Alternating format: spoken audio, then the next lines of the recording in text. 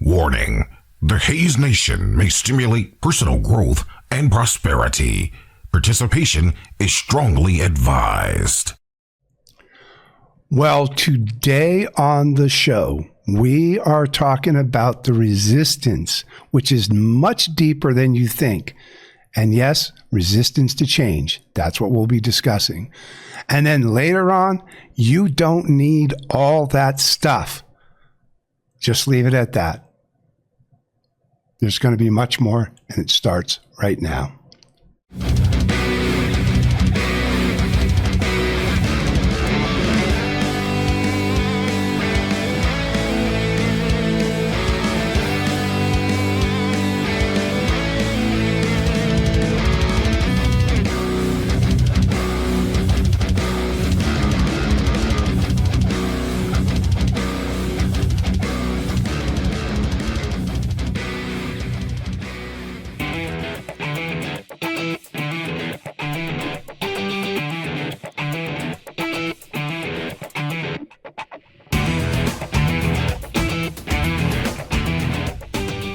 Welcome back to the George Hayes radio program, home of the Hayes Nation. We're broadcasting from the great state of Alabama in the Bama One podcast studio. If you want to reach out to me, it's georgehayes@usa.com, georgehayes@usa.com. Want to hear your story. If you're interested in faith, freedom, and prosperity, you're trying to build a life of success, you want to build wealth, whatever it is in the world of building prosperity, whether it's spiritual, physical, it doesn't matter. We want to talk about it with you. So drop me a line at georgehayes@usa.com. And don't forget, when you do that, if you're struggling, give me a couple ideas of what you think you're going to do to try to get out of it. What's your plan? Okay. And if you have a great story to tell, I want to hear that as well. And who knows, I might feature you on a future broadcast. You can leave comments on YouTube at the George Hayes Radio Podcast. That's at YouTube. We love to get your comments. And if you want to reach me on social media, I'm only at one place, and that's on X. It's the only platform I'm on, and that's Real George Hayes. So if you want to follow me on X, it's Real George Hayes. And last but not least, most important, go to HayesNation.com. HayesNation.com, where you'll join a community of like-minded individuals. Doesn't cost you anything. You don't have to sign up or anything like that. These are people who believe in faith, freedom, and prosperity. You'll find all the episodes for the show there, plus tools and information to help you in your journey. Okay. Plus you can engage with other people, and maybe there's someone who's strong in one area and then somebody who's stronger in another area. You can share stories and ideas. It's a great place to get together and talk about building wealth, prosperity, all of these great things. So, with all that said, you got all that out of the way, I want to jump in here into this topic of resistance. And when I say it's deeper than you think, it really is.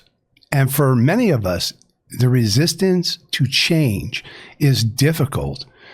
If you're in a dead-end job, or it's just been stagnant for the last couple of years. You're kind of making the same amount of money. You're doing the same things over and over. It's kind of wash, rinse, repeat. But you want more, but you're just, not sure how to get there, or you procrastinate. There's a lot of things that rattle around inside of our brains that prevent us from moving forward. And this resistance happens to all of us. We kind of get stuck. We get it. We form patterns in our life, routines. We do the same thing kind of over and over and over. And we want more. We know we could have more. We know we have the ability to do more, but sometimes we just get stuck. And that's why I say that the resistance is deeper than you think.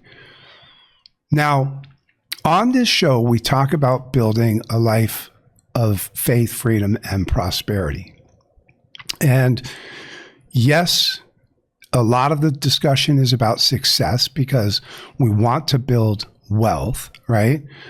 But I'm not talking about riches, okay? I'm not talking about getting rich. This isn't the George Hayes Get Rich podcast. That's not what and there's a big difference between wealth and rich. And we'll get into that in a second. Building wealth and prosperity takes time and planning. And it also requires us to put off things today so that we can enjoy more tomorrow.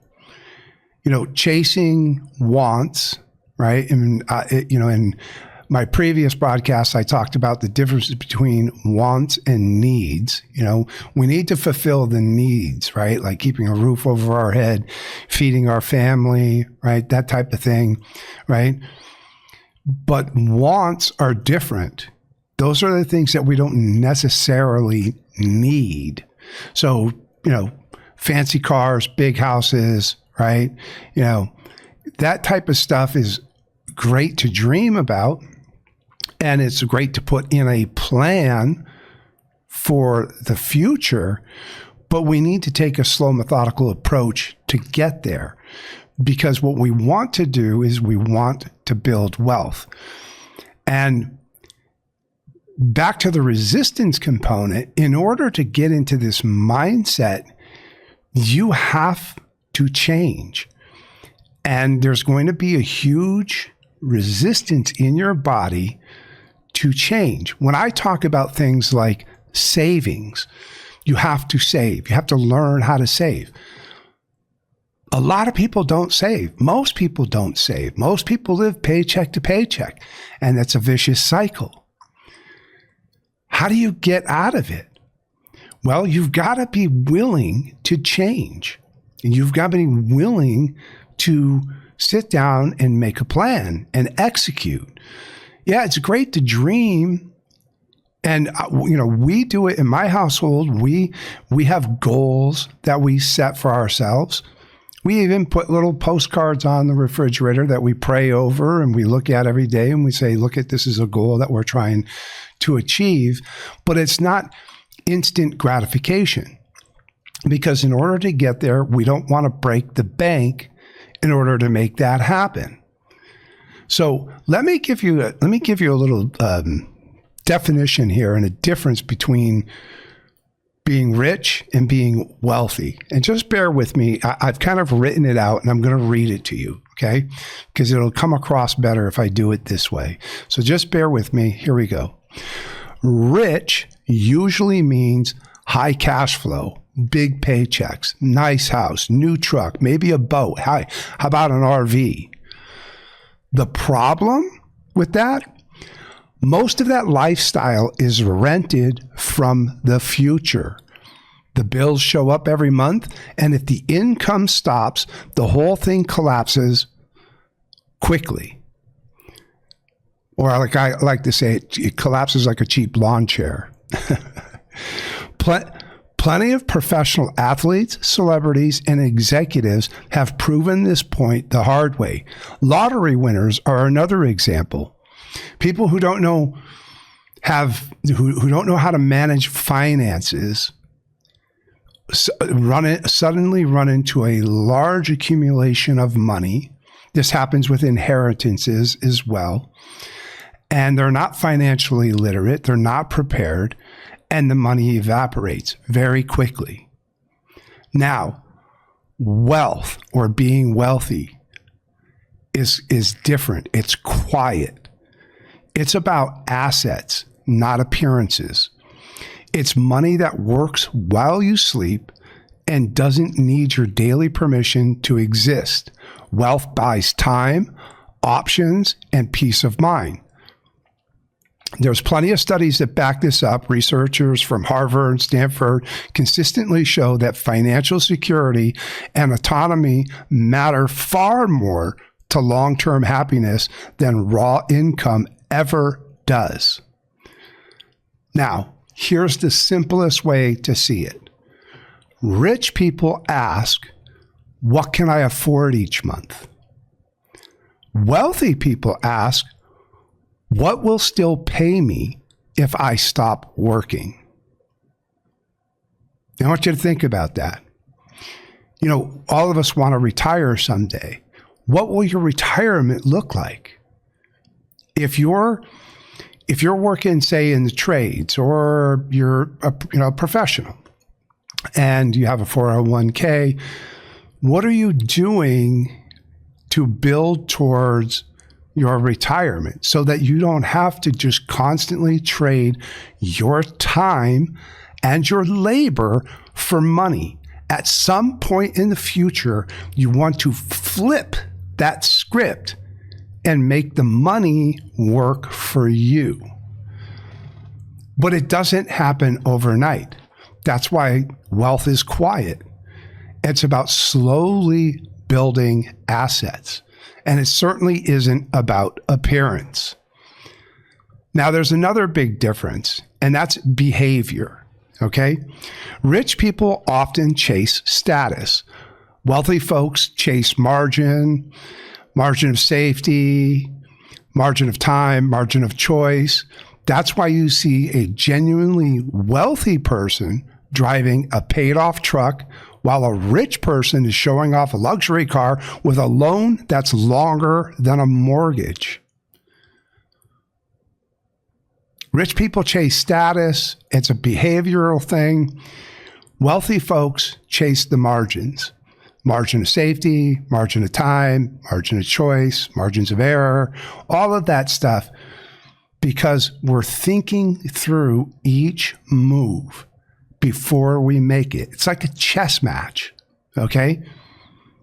If I save X amount of money, what will I do with that money so that it can make more money? Does that make sense? Now, the bottom line, rich is loud, wealthy is patient. One impresses strangers, the other protects your family and your future. If your goal is freedom, not just looking successful, then wealth beats rich every single time. Now, having said that, look, if all you care about is you want to make $1 million and you want to be the next Elon Musk, that's great. And you can probably do it. A person can accomplish a lot when they put their mind to it. It just depends on how far you're willing to go.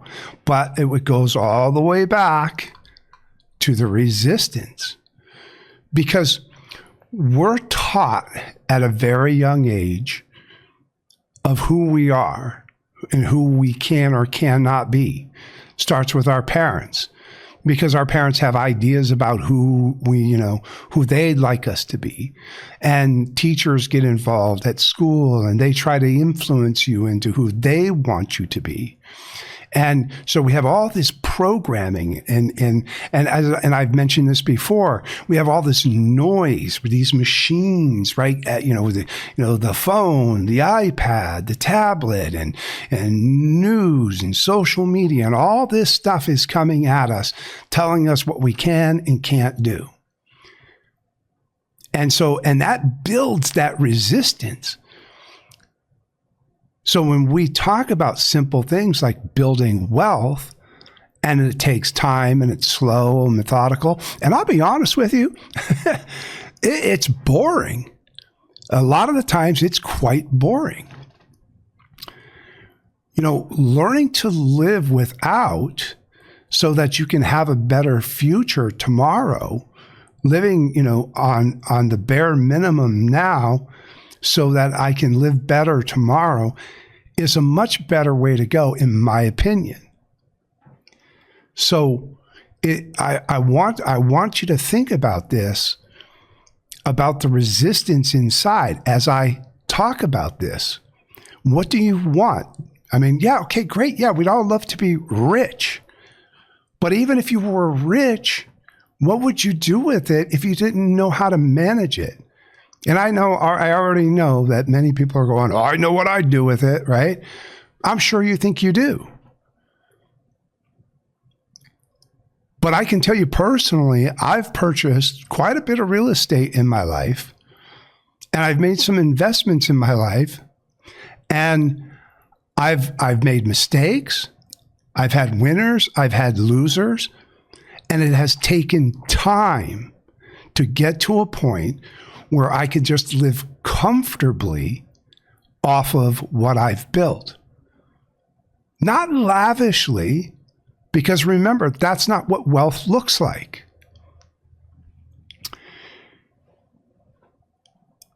I'll give you an example, okay? The car. What does the car accomplish for you, the vehicle? Okay, what do you need a car for? Well, you need a car to go to work, right? And it doesn't matter whether you're an employer or an employee, entrepreneur, whatever, right? You got to go to work. Student, you got to go to school, right? So you need a car, right? But what car do you need to get you there? Does it really have to be a $60,000 sticker price car, brand new off the lot, that loses all of that value the moment you drive it off the lot? And now you're stuck with this huge payment, not to mention insurance and everything else that goes with it, so that you can feel good and everybody else around you can look and see, you know, how well you're doing in your fancy car. Or do you just need a car that's reliable, that will get you from point A to point Z? I want you to think about this. Most people who work drive a car to a parking lot, go inside and work for anywhere from 8 to 12 hours, some people longer. They come outside, they get in that same car, and they drive home. They use the car on the weekends to run some errands. Maybe you got to run the kids around, do some things. But other than that, that's what you're using the car for. So why would you spend top dollar when you could buy a vehicle that will accomplish the same goal that sits in the parking lot for 8 to 10 to 12 hours a day? Why would you do that? The difference between thinking like a rich person and thinking like a wealthy person couldn't be more clear in that example. I would rather not have the huge payment and have a car that I could buy for cash, or if I have to put money, if I have to take a loan, get a much smaller loan that's much more manageable in my budget, and have the vehicle get me from point A to point B without really worrying about what it looks like. That's a good example. Now, there are some other things that influence us in our resistance to change. It's the number of hours we spend on social media. It's the number of hours we spend scrolling and just, doom scrolling, all this, just looking at all these issues of the world and thinking, oh my God, look at what they're doing to these people over here and these people over there, and look at what's going on over here. 99.9% of this stuff, you have no direct influence on the outcome, and almost 100% has no impact on you. But it's more important to spend all those hours looking and scrolling and, I guess, entertaining yourself than to spend hours planning and working on your future to build your wealth. Another thing people like to do is keep up with the Joneses. This is one that is really one of the worst, right? So you live in a neighborhood and your neighbor gets a boat. Now you got to have a boat. Your neighbor gets a camper. Now you got to have a camper. And we spend ourselves into poverty.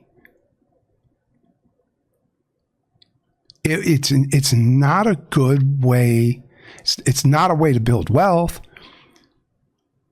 And in the long run, it only hurts you, because I guarantee you, one morning you're going to wake up and you're going to realize that you don't have any assets. One day it's going to hit you.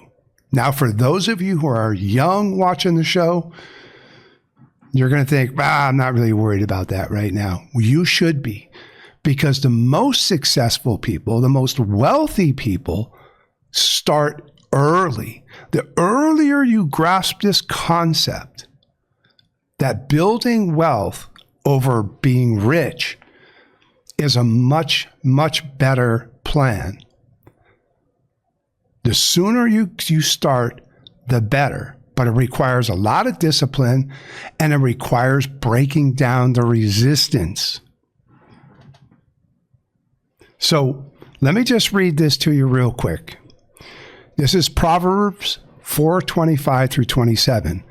Let your eyes look straight ahead. Fix your gaze directly before you.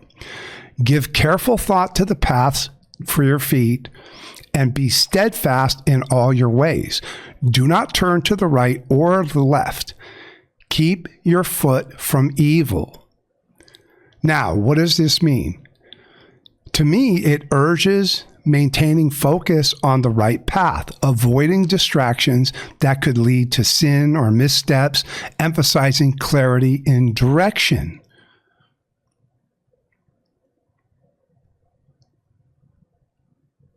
Praise the Lord.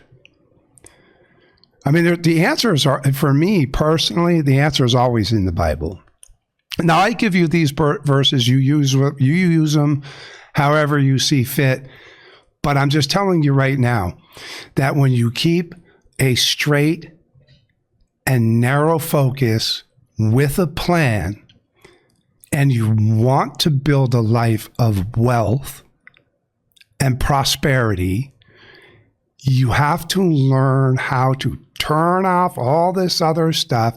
Stop focusing on the money per se as far as the amount, and where that money's going is where you should be focused. And how can you get that money to start making money for you?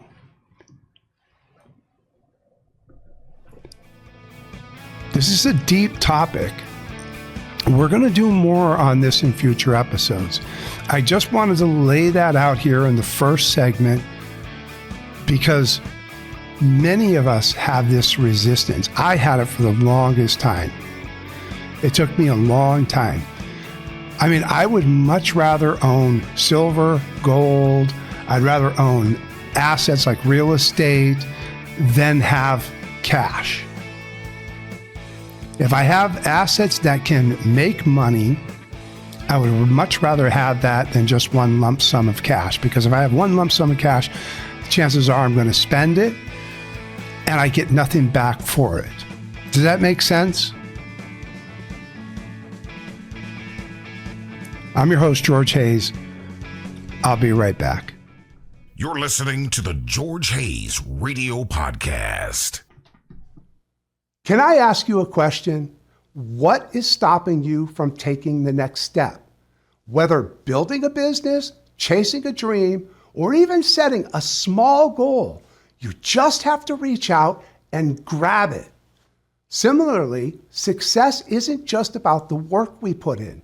It's about the people we surround ourselves with. That's why I am so proud of the community that we are building at HayesNation.com. This is a space where dreamers, doers, and go-getters come together to share ideas, support each other, and grow. If you're not already a part of the Hayes Nation, what are you waiting for? Go to HayesNation.com, connect with like-minded people who believe in faith, freedom, and prosperity, and let's make success a team effort. And finally, let me close with this. Every great journey starts with action. I know you can do it. You know you can do it. So now it's time to take that next step. Hayes. The George Hayes Radio Podcast is on. Become a regular member of the Hayes Nation by following us on YouTube or your favorite podcast platform. Support the show by subscribing and smash that like button now.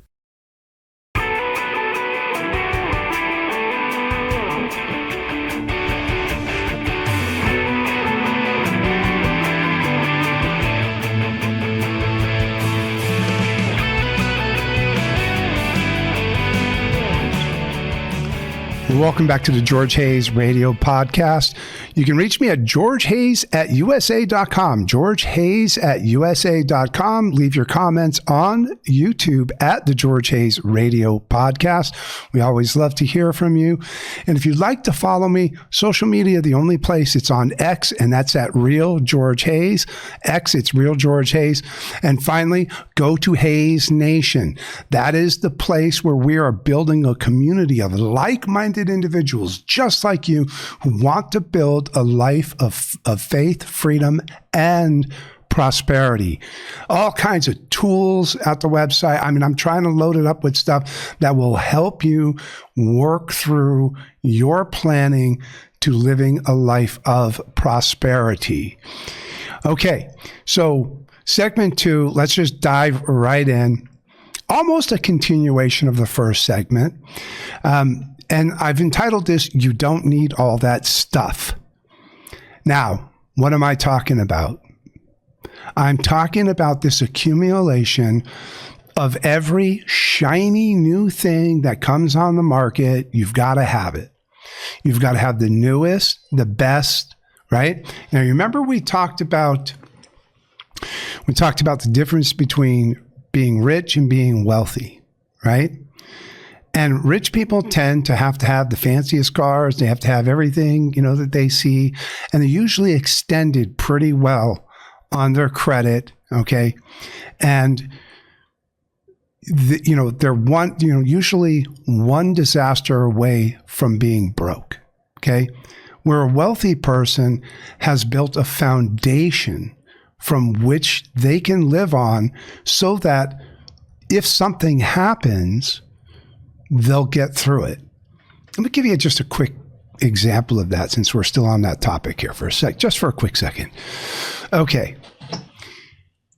Now, I know many people are struggling, and this will be difficult for some of you who are having a hard time saving, but just hear me out on this because this is a goal you want to get to. Let's just start off with, let's just say you're young, you're in your late teens, early 20s, and you're renting, okay? You're not really thinking about buying a house yet. Maybe you're just, it's the job and you're just focused on, making a paycheck. Okay. But what happens if you lose that job? What happens? If you're living paycheck to paycheck, well, if you don't find another job quick, then you may find yourself in a really bad situation. So how do you avert that? And this is a very simplistic way of showing you what wealth looks like.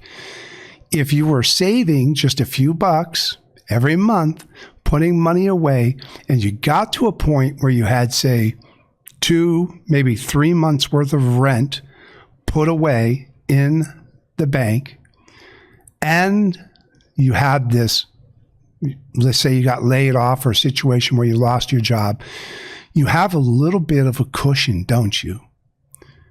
Yes, it's still not good. It's, you're going to have to work fast to find the next job, but at least you've made some sort of a plan and you're sitting on something to help get you by.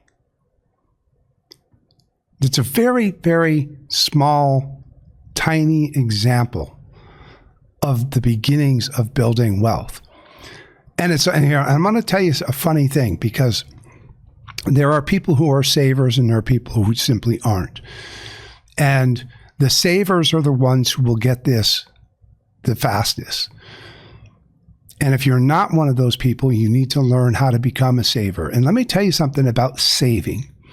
Saving can become addictive, especially once you start to see the pile grow. You know, you save a couple $100 and you're like, oh, cool, I got a couple $100.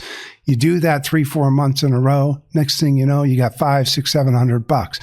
You do that over time, and pretty soon you got a pile of cash in savings, and you're like, oh my God, I've got money. And you're not using it. You're not touching it. You're disciplining yourself not to touch that money. Saving can be addictive. It can be a great way to start to segue towards building wealth. Okay, that's all I'm going to say about that. So let's talk about the stuff you don't need. Okay, and remember we talked about the rich chase fancy cars and big houses and all that stuff, right? Well, the problem with that is that all of our money gets tied up, and we don't have any way to save.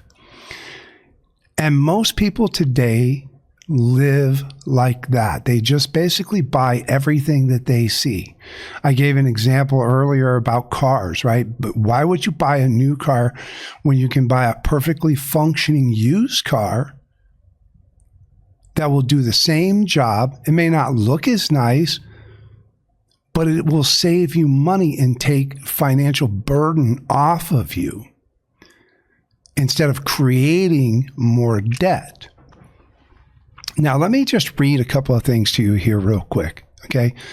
A Bankrate's 2025 survey said that impulse buys waste up to $5,200 a year. Now, that's $43,000 over a decade. That's enough for a down payment on a small farm or a small piece of property, just by cutting out impulse buying. You can save up to $5,200 a year. A Consumer Report study said, 2024 study said that shows that buying used saves 20% on cars, furniture, etc. And then Minimalism Power, this is a 2024 UCLA study, says that cutting out clutter boosts focus by 50%. And you know what that clutter is, right? It's all this stuff around you.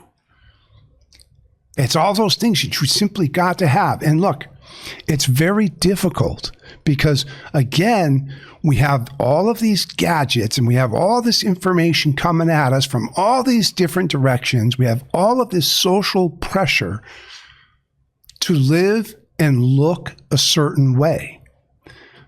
Keeping up with the Joneses, right? Oh, my neighbor got a boat, I got to have a boat, right? You don't need all that stuff. Living lean and planning for the future is how we build a life of prosperity. Proverbs 21:20.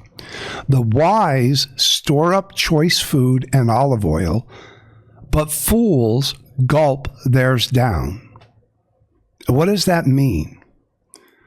It contrasts wise stewardship and moderation with wasteful consumption, encouraging simplicity and careful resource use. It's a great example. You want to store up for the future. Live lean now. So you don't need a 70-inch screen TV in every room of the house. You don't need 5 computers, 14 phones, and all this other stuff. In fact, how many cars do you need? Do you really need 2 cars? Do you really need a car for work and a car for the weekend? Trust me, the reason why I'm bringing this up and why this topic is important and why I say you don't need all this stuff is because the more the stuff that you purchase, first of all, it loses its value as soon as you purchase it. Just try reselling any of this stuff on eBay and see what you can get for it, right? Making do and saving your money and planning for the future is the way to build wealth and prosperity. The wise store up the choice food, right? You store it up and you don't just gulp everything down. In fact, I love that Proverbs 21:20. I mean, I think that's perfect. That's why I chose it, okay? And I've talked about this in the past. We need to focus on our needs, not our wants. Okay? There's a big difference. What do you need? Now, I've said in the past, and I will say it again and again and again and again and again, you need to start setting simple goals. If you're struggling and you're not sure how to get out of it, you got to start with simple plans, okay? Like, for example, this week, set a simple goal just for this week and see if you can do it, okay? Just try to save $30 or $40. Do something, cut something out, and try to save a few bucks and see if you can just pull that off. Your stuff doesn't define who you are. Your soul defines who you are. The person that you are is, the person inside is who you are. Not the person outside, not the clothes, not the fancy car. And honestly, as you get older, it becomes harder to accumulate wealth. So the younger you are, and the sooner you start, the better off you are. Now, I'm going to be honest with you. I mean, my phones, I'm always running 3-4 generations behind whatever's new out there. And I will run a phone into the ground. I will use that phone until it will not work anymore. They just simply won't update it anymore. Whatever, I finally break it or something. But I'm telling you, I am not going to buy a new phone for the sake of having the newest gadget that just came out. Simply not going to do it. And the same thing goes for my vehicles. I'm simply not going to do it. And if I have a goal, remember I said, my wife and I, we put goals, things that we want to accomplish up on the refrigerator. We pray over them and we look at them and we watch them, right? Okay. If I want that goal, I am willing to forego many other things in order to get to that. There are plenty of things in my life that can keep me busy that I don't need to be out shopping and spending every single day. I'll tell you, one of the toughest ones, probably for many, many people, is Amazon. Amazon and now Walmart, especially Walmart's trying to compete with them. This instant gratification. And maybe it's boredom. You're sitting on the couch and you're scrolling through, oh, yeah, sure, I need one of those. Yeah, sure. You convince yourself that you need it. You're sitting there, you're looking at this device, this item. I don't know what it is, a piece of furniture, whatever it is. And you convince yourself, I need it. I've got to have it right now. And you push the button and you put yourself further in debt. Abstaining from those types of purchases, those impulse buys, is the beginning legs of understanding and learning how to build wealth. I'd rather have that money in my pocket, in the bank, building up so that I can put it towards something that's going to benefit me in the future. And let me just say this too, for many people who don't understand this, if you're using a traditional savings account with like any of the big banks, okay, for those of you who are saving, and I don't know what the rates are right now, but it's like 0.7 or 0.17 or whatever. It's some stupidly incredibly low interest rate. Try looking into high yield savings accounts. Doesn't take a lot of work to get into them, but right now you can still get 4.5%, some 5% in some high yield savings account. Put your money there. Wouldn't you rather earn 4.5% over point whatever? Kind of little, I don't want to dive too deep into that because we're going to save that for another topic. In another segment, we're going to kind of dive deep into the savings thing. But I wanted to point this out, that your stuff doesn't define you. You don't need all of this stuff. It takes a lot of discipline to stop impulse buying. You don't need the latest and greatest. If you must make a purchase, consider purchasing used. Look for something that has, already depreciated. When you buy a brand new car, $60,000 car, and then plus tax license and everything else, and you drive it off the lot, you drive it home, the depreciation on that car is incredible. It is no longer a $60,000 car. Why would you do that? You could buy that same car with maybe a few hundred miles on it or a few thousand miles on it, whatever, maybe a little bit older model, and pay a third of what you did at the dealer for that high-end brand new car for something that's going to sit in a parking lot for 10 hours a day. These are just things to consider. So I want to leave you with this today as your goal, right? Cut something out. Slow down your purchases. Okay? If you are purchasing on Amazon on a daily basis, try slowing it down to once a week.